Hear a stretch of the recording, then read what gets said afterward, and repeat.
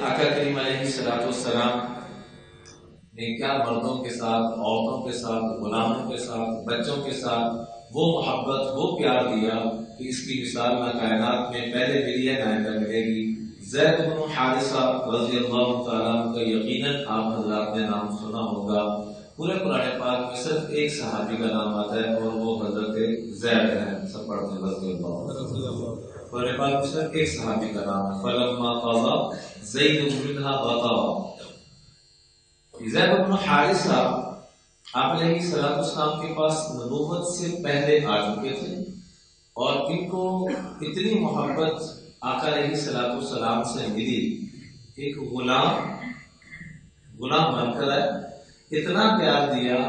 اتنی محبت، اتنی اپنائیت دی کہ ان کے بارے میں مشہور تھا کہ حب النبی، حضور کے یہ محبوب ہیں،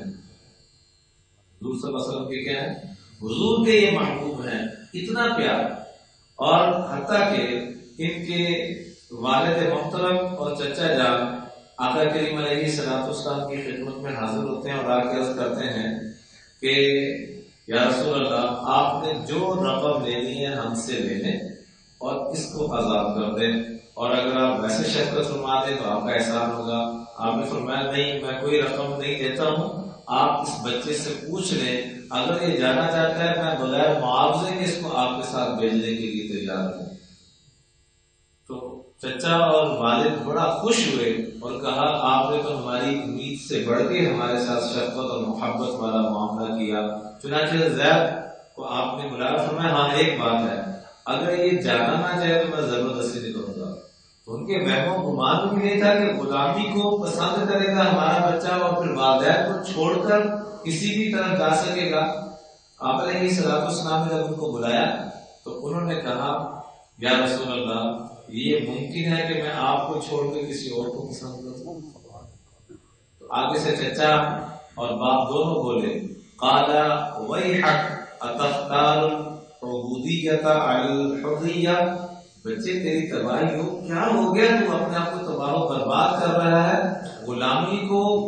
آزادی پر ترجیح دے رہا ہے، تجھے کیا ہو گیا، تیری عقل کام نہیں کر رہی؟ اتختار العبودیۃ علی الحریہ۔ آگے سے زید نے جو جواب دیا، کہا اللہ اکبر، نعم انی قد رأیت من هذا الرجل شیئا، اللہ کی قسم میں نے اس ہستی کے اندر ایسی خوبیاں، ایسی محبت، ایسی اپنائیت، ایسا پیار جو میں نے دیکھا ہے، میں اس کا تصور بھی نہیں کر سکتا تھا کہ ایسی خوبیاں بھی کسی کے اندر ہو سکتی ہیں۔ تو میں ان کو چھوڑ کے میں کسی چیز کو پسند نہیں کروں گا۔ آپ علیہ السلام نے جب اس بچے کو دیکھا تو اس کو آگے سے کیا کہا، اور حضرت نے ایک اور جملہ کہا، قال اگر انت منی مکانا بمکان اب والام، یا رسول اللہ آپ میرے لیے ماں باپ کی جگہ پر ہیں، میری ماں بھی آپ ہے، میرا باپ بھی آپ ہے، دونوں چیزیں آپ میری قبول کریں۔ آپ علیہ السلام نے ہاتھ پکڑا اور ان کو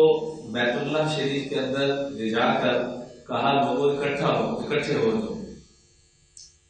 اشہدوا یا من حضر، جتنے بھی موجود ہیں سب گواہ بن جو، میں اس کو اپنا وارث بناتا ہوں اور یہ میرا وارث ہے۔